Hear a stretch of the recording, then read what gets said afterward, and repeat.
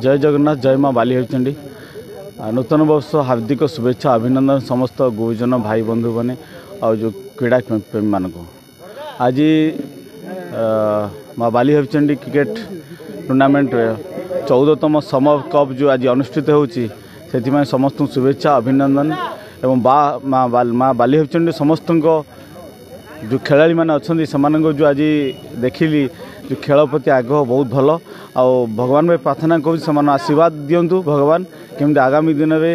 ये ब्रह्मगिरी आ पूरी पलंग गाँव जमी ना आग को जाऊ आउ किसी खेलाड़ी मैंने भविष्य आईपीएल आउ इंडियन क्रिकेट टीम में आशा करुँच भगवान प्रार्थना कर सामिल हूँ। परिचय रखिए आज खुशी खबर आज 13तम माँ बाली क्रिकेट टूर्नामेंट आज आप गाँव में पलंक आज आयोजित कर बार्ता जय जगन्नाथ सर्वप्रथमे तो मु माँ बाली क्रिकेट क्लब समस्त सदस्य मानक धन्यवाद जनइबी एवं आज उद्घाटनी मैच रे दुई दलर समस्त खेलाड़ी को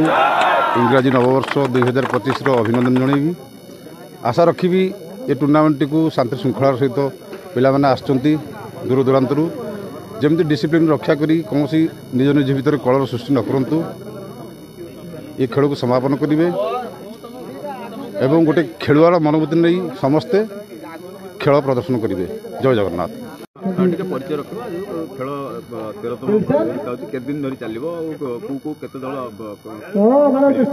मो ना अक्षय कुमार साहू